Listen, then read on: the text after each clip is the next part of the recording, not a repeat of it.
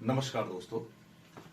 आज मैं आपको बताना चाहता हूं कि आज 12 जनवरी 2026 है। 12 जनवरी इसको हमारे देश में राष्ट्रीय युवा दिवस के रूप में प्रतिवर्ष मनाया जाता है। 12 जनवरी को राष्ट्रीय युवा दिवस। मैं थोड़ा सा आपको यह बताना चाहता हूं कि आखिरकार इस दिवस को राष्ट्रीय युवा दिवस की संज्ञा क्यों दी गई। तो जैसे कि आप सब शायद काफी लोग इसमें जानते होंगे, 12 जनवरी राष्ट्रीय युवा दिवस स्वामी विवेकानंद जयंती के रूप में मनाया जाता है। स्वामी विवेकानंद, जिनका बचपन का नाम नरेंद्र और उनका जन्म 1863 में हुआ था। 1863 में उनका जन्म हुआ। बचपन का नाम नरेंद्र नाथ दत्त था। और भी कई बीच की कहानियां हैं। इनके गुरु स्वामी रामकृष्ण परमहंस रहे और इन्होंने कम उम्र में ही इतनी अधिक बुद्धिमत्ता, सूझबूझ और समझदारी दिखाई कि उन्होंने अपना ज्ञान इतना विस्तार पूर्वक विस्तृत कर लिया कि जितना एक साधारण व्यक्ति के लिए असंभव है। तभी आप कह सकते हैं कि देखिए, सन 1893 मैं आपको यह बताना चाहता हूं कि आखिरकार इसको राष्ट्रीय युवा दिवस को क्यों मनाया जाता है। 1893 यानी आप समझ सकते हैं जन्म के मात्र 20 वर्ष, जन्म के मात्र 20 वर्ष बाद, यानी 20 वर्ष का युवा कहां पहुंचा? शिकागो। विश्व धर्म संसद, विश्व धर्म सम्मेलन हो रहा था, वर्ल्ड रिलीजियस पार्लियामेंट। तो वर्ल्ड रिलीजियस असेंबली में जाकर वहां पर उन्होंने भारतीय संस्कृति, भारत के दर्शन, सनातन धर्म के विषय में इस कदर बात बताई कि उसके बाद पूरा विश्व हिंदू धर्म, भारतीय दर्शन, भारत को एक नए नजरिए से देखने लगा। यानी आप यह भी कह सकते हैं कि जो उससे पहले हिंदू के बारे में, हिंदू धर्म के बारे में, सनातन धर्म के बारे में, भारतीय संस्कृति के बारे में, भारतवर्ष के बारे में जो भी लोगों के नजरिए में कंसेप्ट था, उसमें उसको एक नई दिशा दी स्वामी विवेकानंद ने। और मात्र 20 वर्ष की आयु में, क्योंकि 1863 और 1893 शिकागो विश्व धर्म संसद में उन्होंने जब बोलने के लिए खड़े हुए, तो आप सोच सकते हैं कि यानी 20 वर्षीय एक युवक कह दो, किशोर कह दो, उस व्यक्ति ने वहां पर भारतवर्ष का प्रतिनिधित्व किया। इसलिए इस दिवस को, उनकी जयंती को राष्ट्रीय युवा दिवस के रूप में मनाते थे। साथ ही मैं आपको इसमें एक दो पॉइंट और जोड़ना चाहता हूं कि जो आपको और हमें उनके जीवन से नई नई सीख लेनी चाहिए, नए नए सबक लेने चाहिए। जैसे अब आप चूंकि जानते हैं, देखिए 1893 में वो विश्व में प्रसिद्ध हो चुके थे, विश्व में प्रसिद्ध। तो जब वो वहां से आ रहे थे, तो आते समय वो कई देशों की यात्रा करते हुए आए। अपने देश में भी कई जगह उन्होंने यात्राएं की। तो जब वो इस प्रकार से घूम रहे थे, तब वो एक जगह विदेश में थे। तो मैं आपको ये बताना चाहता हूं, पहली सीख जो उनके जीवन से हमें मिलती है, वो मिलती है कि वो इस प्रकार से महिला को वो किस नजरिए से देखते थे। और आप उनकी उम्र का ध्यान रखिए कि जब वो एक बार इस प्रकार से आ रहे थे और विदेश में थे, तो एक महिला उनके प्रति आकर्षित हो गई।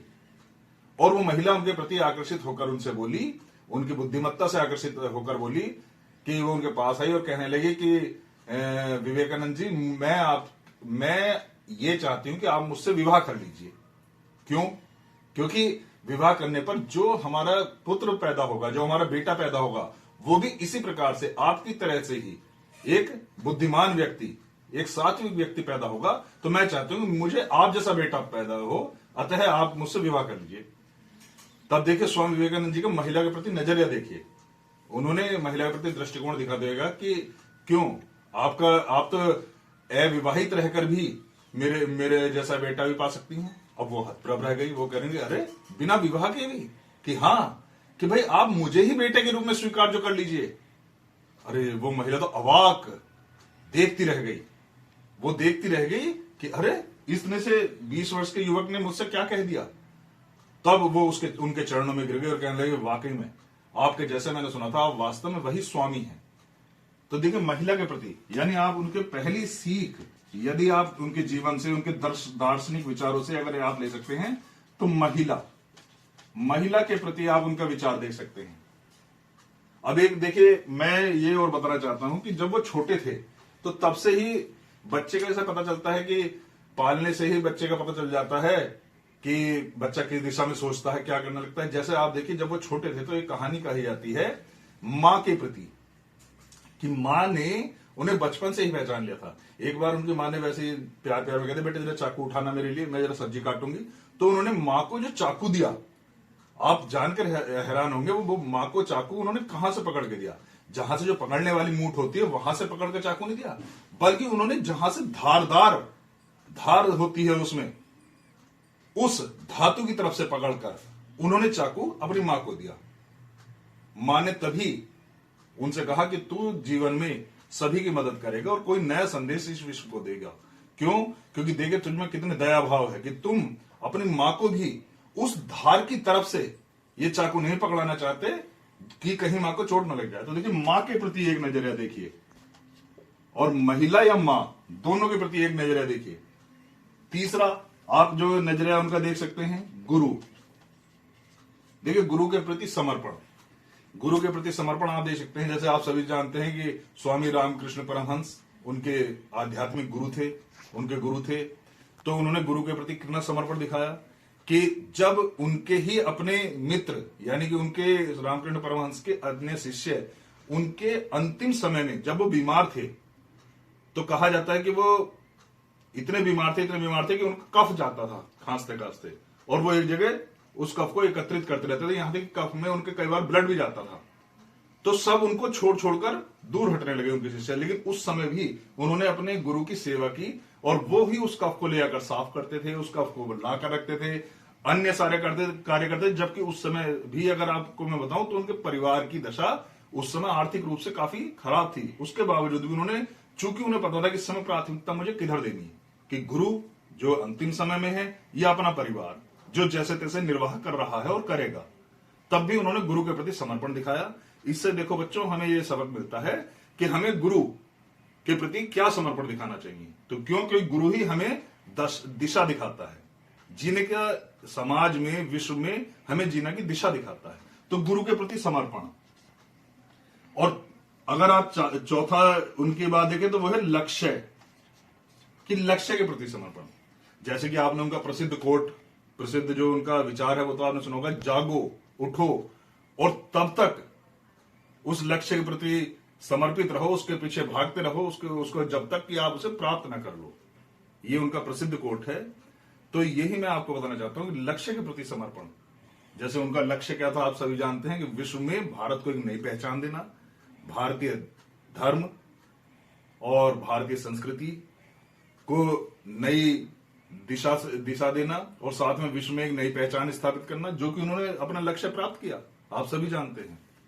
तो खैर, मैं ये बताना चाह रहा था कि इस प्रकार से आप देख सकते हैं स्वामी विवेकानंद ने हमारे ऊपर, पूरे विश्व के ऊपर एक नई छाप छोड़ी है। और आप शायद जानते हो कि जैसे 12 जनवरी उनका जयंती मनाई जाती है, इसी प्रकार 4 जुलाई और 1902 को उन्होंने अपनी अंतिम सांस ली।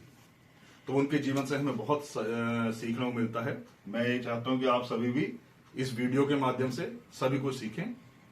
थैंक यू वेरी मच, धन्यवाद। और हां, मैं एक बात तो आपसे बताने भूल गया, बहुत बहुत धन्यवाद कि आप सबके द्वारा 500 सब्सक्राइबर प्राप्त कर चुके हैं। तो इसके लिए बहुत बहुत धन्यवाद 500 सब्सक्राइब करने के लिए। और आशा है कि इसी प्रकार से आप सभी लाइक, शेयर और कमेंट करते रहेंगे। Plus please subscribe. Thank you. और हां, देखिए, स्वामी विवेकानंद के इन विचारों को ही समर्पित है कि स्वामी विवेकानंद के जीवन से ही ये मैंने 2 पंक्तियां छोटे छोटे से शब्दों में निकाली है कि रखोगे अपने ऊपर विश्वास तो दुनिया देगी तुम्हारा साथ। रखोगे अपने ऊपर विश्वास तो दुनिया देगी तुम्हारा साथ। थैंक यू वेरी मच, बहुत बहुत धन्यवाद।